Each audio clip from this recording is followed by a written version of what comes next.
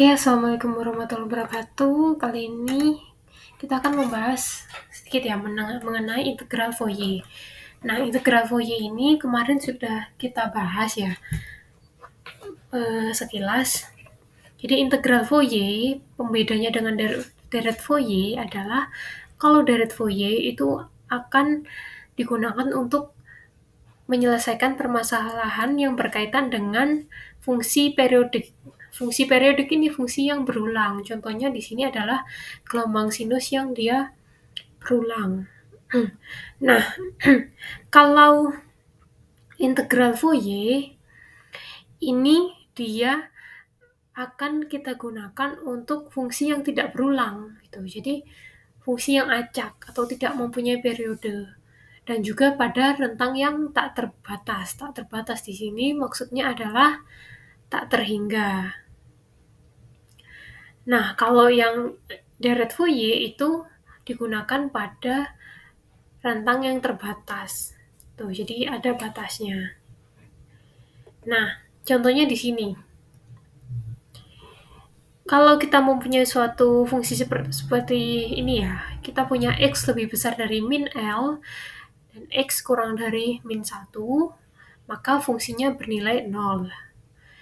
Lalu, ada lagi jika X lebih besar dari min 1 kurang dari 1, maka fungsinya bernilai 1. Dan yang ketiga, ada X lebih besar dari 1 kurang dari L, maka fungsinya itu bernilai 0. Nah, kalau kita coba gambarkan dengan berbagai L di sini kan kemarin kita sudah belajar kalau L adalah setengah periode. Nah, semisal di sini untuk L adalah 2 ya, L-nya itu 2 atau periodenya itu adalah 4. Perhatikan kalau kita gambarkan untuk yang pertama, X lebih besar dari min L, di mana L-nya adalah 2, berarti X lebih besar dari min 2. X lebih besar dari min 2, kurang dari 1, maka bernilai 0, berarti di bagian sini. Ya, min 2 sampai min 1 ini yang ini, itu bernilai 0. Nah, selanjutnya jika X lebih besar dari min 1 kurang dari 1, maka fungsinya bernilai 1. Ini yang ini berarti. Dari min 1 sampai X-nya 1, maka fungsinya bernilai 1. Ini yang ini. Lalu selanjutnya untuk X lebih besar dari 1 kurang dari L, di mana L-nya tadi adalah 2, berarti fungsinya adalah 0. Berarti dari 1 sampai 2, ini fungsinya adalah 0. Nah, karena ini deretnya Fourier, berarti deretnya nanti berulang. Nah, berarti tinggal kita gambarkan berulang. Nah, ini kalau semisal L-nya adalah 4 atau periodenya ada 8. Nah, kita cermati ya, untuk fungsi yang kedua ini, nilainya di setiap L itu adalah sama ya, karena di sini tidak mengandung variabel L. Jadi untuk X lebih besar dari min 1 kurang dari 1, untuk semua L itu nilainya adalah 1. Berarti dari min 1 sampai 1 sama ya, nilainya adalah 1. Nah, yang membedakan di sini ada X lebih besar dari min L, kalau tadi L-nya adalah 2 dan sekarang L-nya adalah 4, berarti X lebih besar dari 4 kurang dari 1. Dari min 4 sampai 1 ini nilainya adalah 0. Nah, untuk fungsi yang ketiga berarti X lebih besar dari 1, X kurang dari L, berarti nilainya adalah 0. Jadi dari 1 sampai L-nya adalah 4, nilainya adalah 0. Nah, jadi kita teruskan lagi grafiknya, karena ini adalah periodik ya. Berarti ini akan membentuk grafik sedemikian rupa. Nah, sekarang kalau kita perpanjang lagi L-nya, semisal L-nya adalah 8 ya. Jadi L-nya adalah 4, di sini L-nya adalah 8. Nah, kita lihat aja. Kalau min 1 sampai 1, nilainya ini adalah 1 ya. Berarti kan yang untuk di tengah-tengah sini, tengah-tengah sumbunya adalah tetap 1. Nah, terus karena L-nya adalah 8, ya berarti dari min 8 sampai 0, min 8 sampai min 1, ini nilainya adalah 0. Nah, kalau dari 1 sampai 8 nilainya ini adalah 0 juga. Nah, ini grafiknya kan makin lama kita lihat dari sini dia makin hanya berpusat pada min 1 sampai 1 ya. Nah, bagaimana jika nanti L-nya ini kita panjangkan atau kita buat L-nya itu menjadi min tak hingga sampai tak hingga. Nah, kalau min tak hingga sampai tak hingga, kalau dari L-nya 2, terus ke 4 ini makin banyak nolnya, terus ini min 8 sampai 8 ini nolnya sangat lebih panjang ya. Berarti kalau min tak hingga sampai tak hingga itu kan angkanya besar sekali, maka nanti yang tersisa hanyalah di bagian ini aja. Jadi min 1 sampai 1 ini nilainya 1, lalu dari min tak hingga sampai min 1 ini nilainya 0, lalu 1 sampai tak hingga ini nilainya 0. Nah, ini artinya kalau kita mencari suatu fungsi ya, di mana itu daratnya tak hingga, ya berarti tinggal seperti ini nanti grafiknya. Nah, ini maksudnya integral Fourier itu nanti akan digambarkan seperti ini. Ya. Oke, jadi kita tadi punya deret Fourier. Nah, itu kita bisa ubah menjadi integral Fourier. Di mana kita punya ini fx sama dengan A0 plus sigma n sama dengan 1 sampai tak hingga an cos omega nx plus bn sin omega nx. Ini kan rumus yang sudah kita tahu.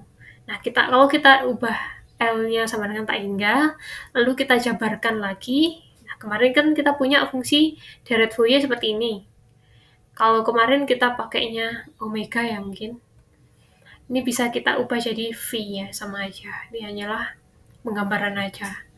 Nah, kita jabarkan kan kemarin deret Fourier, yang ini untuk A0, yang ini untuk AN, kalau yang ini untuk BN, ya, kalau nggak salah seperti itu.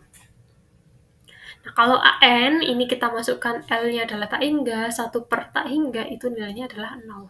Berarti yang ini bernilai 0. Nah, yang tersisa tinggal apa? Yang tersisa tinggal ini. Ini ya, ini habis. Tinggal yang ini. Nah, tinggal yang ini. Nah, berarti ini bisa kita tuliskan lagi ya. Jika untuk fx dengan L mendekati tak hingga, maka nilai fx-nya itu merupakan integral dari 0 sampai tak hingga A omega cos omega X plus B omega sin omega X dw. Nah, dari sini nanti kita akan cari A omega dan juga B omeganya. Dengan rumus ini ya. Nah, ini saya tuliskan lagi di sini. Nah, ini. Dimana kita tahu ya omega ini adalah NPL.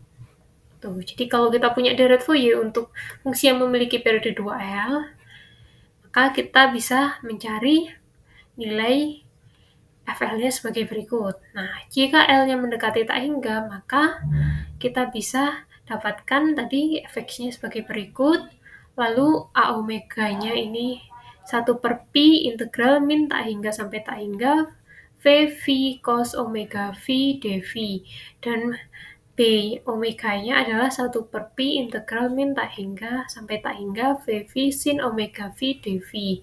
Nah, di sini ada catatan. Pada titik di mana fx discontinue, maka nilai integral Fourier adalah rata-rata limit kiri dan limit kanan dari fx pada titik tersebut. Nah, ini akan kita pakai aturan ini, tapi kita pahami yang mana yang continue, mana yang discontinue.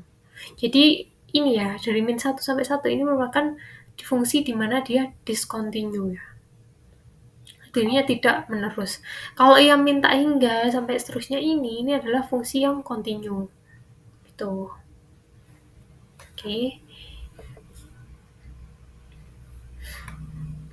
Jadi ketika fx discontinue, artinya dari sini, dari 1 sampai 1 menuju ke ini ya, 1,1 ini udah discontinue namanya ya. Dari min 1 sampai min 1,1 misal, ini juga discontinue. Jadi titik ini ya, itu merupakan titik yang discontinue. Nah, oke, selanjutnya. Nah, ini ada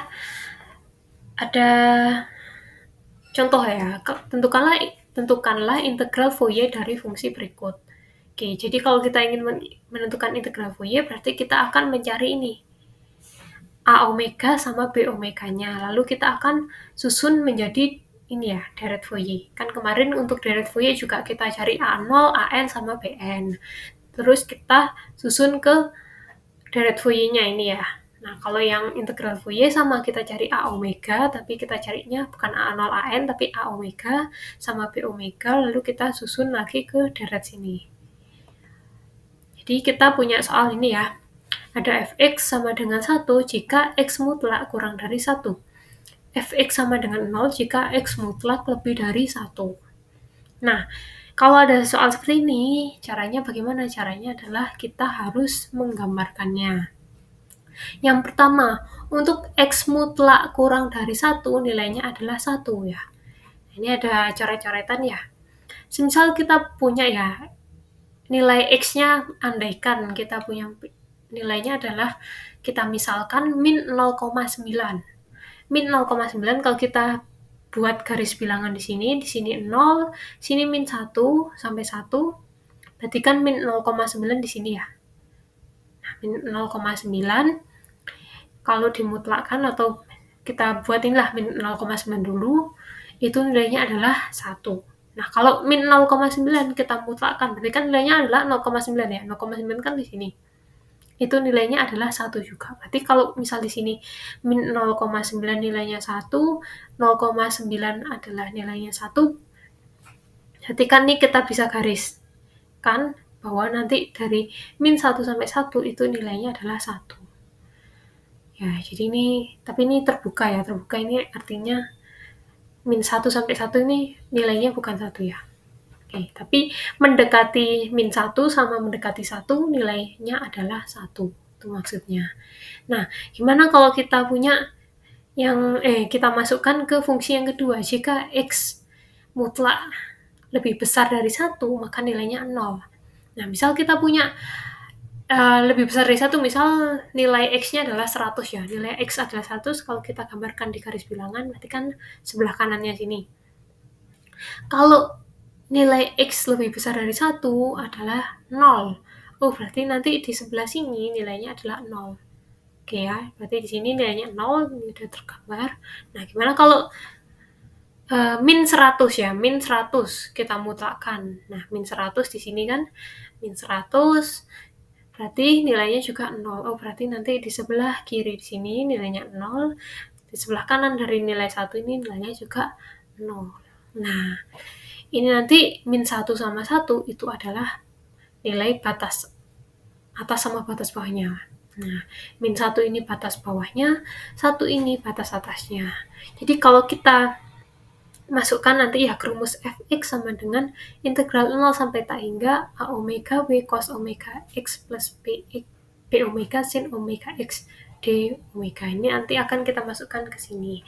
Nah, tapi kita harus cari a omega dan juga b omeganya. Nah, ini ya, jadi kita cari a omeganya, tadi ada rumusnya. 1 per pi integral min tak hingga sampai tak hingga V cos omega V dV. Nah, kita masukkan nilai batasnya. Batasnya min tak hingga sampai tak hingga, ini kita bisa ubah menjadi batas bawah dan batas atasnya adalah min 1 untuk batas bawahnya dan batas atasnya adalah 1. Oke, kita ubah ini. Jadi min tak hingga sama tak hingga ini kita ubah jadi min 1 sama 1. VV-nya kan kita pakainya kan di rentang min 1 sampai 1. Kita tahu nilai fungsinya adalah 1. Jadi nilai fungsinya ini kita ubah menjadi 1. Nah, terus ini cos omega ini kan udah rumusnya ya, cos omega V dV. Nah, ini. Jadi kita tinggal masukkan saja.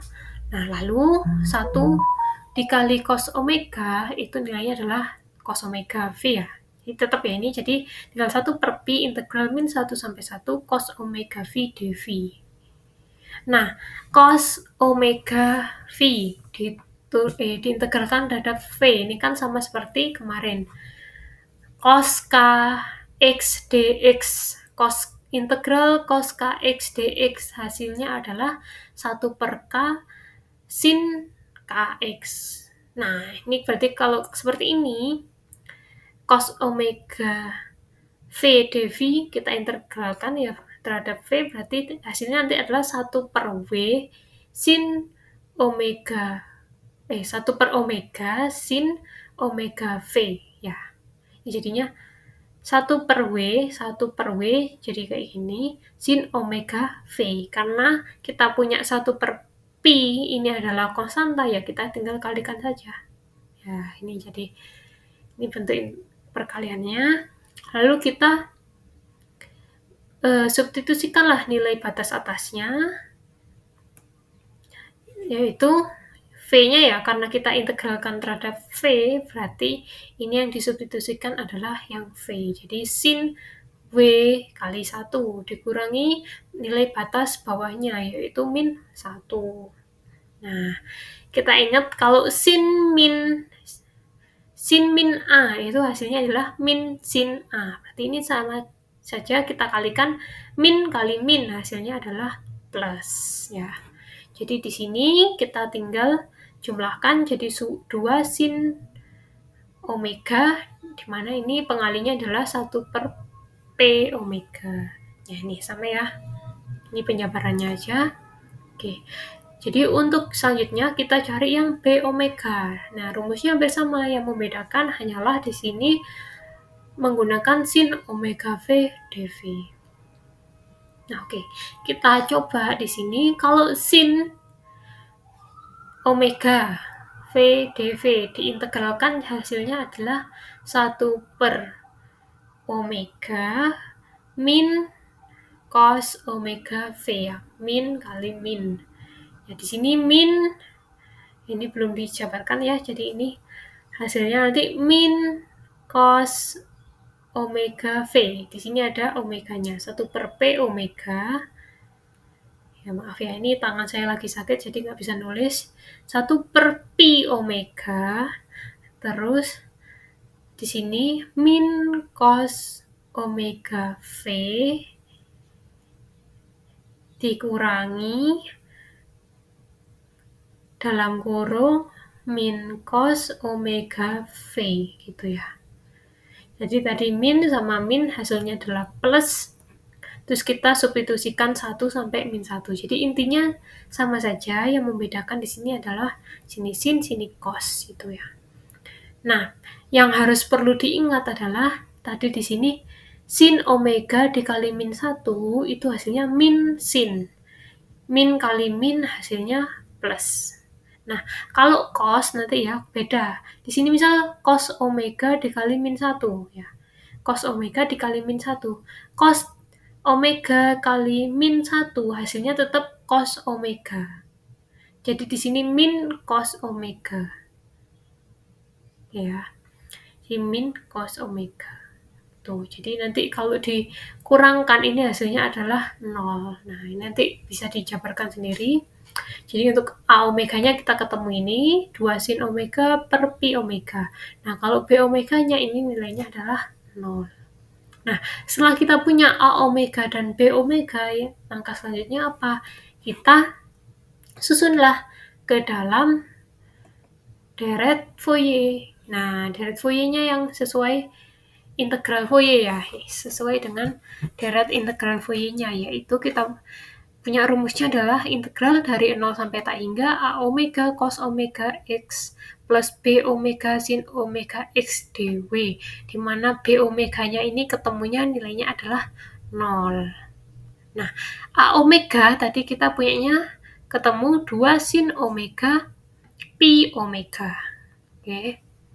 Cos omega X ini dari rumusnya, lalu jangan lupa diintegralkannya terhadap omega. Nah, setelah itu, karena 2 ini merupakan konstanta, kita bisa keluarkan dari integral. Pi omega juga konstanta, jadi kita bisa keluarkan dari integral. Jadinya, pi saja yang merupakan konstanta. Jadi omega ini nanti akan diintegralkan ini, ada d omega. Jadi omega di sini nggak bisa dikeluarkan. Jadi yang bisa dikeluarkan hanyalah yang pi. Berarti nanti sisanya tinggal 2 per pi. 2 per pi integral 0 sampai tak hingga cos omega X sin omega per omega d omega. Nah, kalau sudah seperti ini bagaimana? Nah, selanjutnya itu kita akan mencari nilai dari 3 macam kondisi ya. Ini yang akan kita cari. Yang pertama, jika X lebih besar dari 0, X kurang dari 1. Artinya yang di sini loh. Nah, yang di sini. Ini berapa nilainya? Ya, kalau kita lihat ya. Jadi kita tentukan kondisi-kondisi apa yang akan kita cari nilainya. Yang pertama kita cari di kondisi ini ya, dari sini. Oke, di sini ya. Kita pakai 0 sampai 1 aja. Kenapa? Karena dari 0 sampai min 1 nilainya juga sama. Gitu ya. Jadi kita cari yang dari 0 sampai 1 ini. Nih. Nah, dari X lebih besar sama dengan 0, berarti kan dari sini sampai X kurang dari 1 ya, mendekati 1, itu nilainya adalah 1. Nah, ini maka kita tuliskan di sini 1 ya. Oke, kita tuliskan di sini 1. Nah, selanjutnya kita cari lagi kondisi di mana, oke, kita loncat ke kondisi yang ketiga ya, di mana X ini lebih besar dari 1. Oke. Kenapa min 1 ini enggak ya? Karena sama aja nanti hasilnya. Nah, jadi untuk X lebih besar dari 1, karena tadi kan mutlak ya. Mutlak kan mau positif atau negatif, nanti dimutlakkan hasilnya sama. Jadi kita cari aja yang di X lebih besar dari 1. X lebih besar dari 1, itu nilainya berapa? Nah, lebih besar dari 1 kan berarti di sini. Nilai fungsinya adalah 0. Nah, di sini kita tuliskan 0. Oke. Nah, setelah itu kita cari yang X sama dengan 1. Nah, gimana kalau X sama dengan 1? Tadi kan sudah saya bahas, sudah saya singgung ya. Pada titik di mana fx discontinue, maka nilai integral Fourier adalah rata-rata limit kiri dan limit kanan dari fx pada titik tersebut. Oke. Jadi untuk yang ini tadi masih continue ya, masih continue tuh nilainya masih sama. Di sini nilainya masih sama. Nah, ketika 1, nah ini kan dari continue yang ini dari 1 kan ke 0, berarti ini titik yang discontinue ya. Oke, berarti ketika X sama dengan 1 ini discontinue atau tidak berlanjut. Nah, ketika titiknya tidak berlanjut atau ketika X sama dengan 1, berarti kita harus mencari rata-rata limit kiri dan limit kanan. Nah, kita harus pahami apa itu limit kanan dan juga limit kiri. Nah, kita lihat yang satu ini ya. Limit kanan itu ketika kita lihat ini ya, satu ini, kita dekati dia ke kanan. Atau kita lihat di sini sama dengan X lebih besar dari 1. Ya, X lebih besar dari 1, berarti nilainya adalah apa? Nilainya adalah 0. Nah, ini limit X menuju 1 positif atau limit kanan ya, dikali fx. Nah, fx-nya di sini adalah 0, berarti limit X menuju 1 positif dikali 0, maka nilainya adalah 0. Jadi 0 ini limit kanannya ya. Jadi limit kanan ini maksudnya ketika kita lihat batas terkanannya dari nilai 1 itu adalah 0 ya. Ini 1, berarti di kanannya sini adalah 0. Maka nilai limit kanannya adalah 0. Nah, gimana kalau nilai limit kirinya? Nah, ini 1 ya. Terus kita dekati dia dari kiri. Nah, dari kiri ini nilainya adalah 1. Nah, maka nilai limit kirinya adalah limit X menuju 1 negatif fx. Fx-nya di sini adalah 1. Jadi limit X menuju 1 negatif dikali 1 nilainya adalah 1. Berarti nilai limit kirinya ini adalah 1. Nilai limit kanannya adalah 0 atau X lebih besar dari 1 nilainya adalah 0. X kurang dari 1 nilainya adalah 1.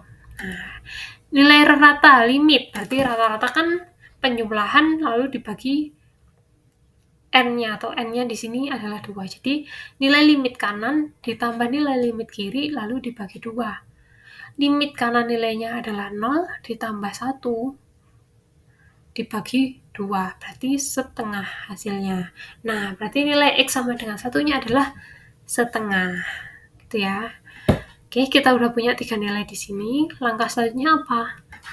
Langkah selanjutnya ini hanyalah kita ingin mencari ini, tujuannya adalah ingin mencari berapakah nilai integral 0 sampai tak hingga cos omega X sin omega per omega d omega. Nah, ini kan kalau kita substitusikan, ini kan kalau kita substitusikan ya nilai omeganya secara langsung itu kan susah ya, maka kita buat tadi, kita baca grafiknya, lalu kita substitusikan nilainya. Nah, setelah kita mendapatkan nilainya, langkah selanjutnya apa? Kita hanya ingin mencari ini 0 sampai tak hingga cos omega X sin omega per omega d omega. Berarti yang 2 per pi ini kita ubah ke kanan ya. Ini kita ubah ke kanan. Di sini. Nah, berarti kan kalau kita pindah ruas, di sini 2 per pi, ini kan nanti dipindah ruas ke sini, hasilnya adalah pi per 2. Oke, jadi di sini jadinya pi per 2. Pi per 2 ya, di sini di sebelah kanan pi per 2. Nah, pi per 2 lalu kita kalikan 1. Hasilnya adalah pi per 2. Pi per 2 kita kalikan setengah. Hasilnya adalah pi per 4. Lalu pi per 2 kita kalikan 0, hasilnya adalah 0. Nah, maka nilai integral ini ya, integral Fourier-nya bisa kita peroleh sebagai berikut. Tuh.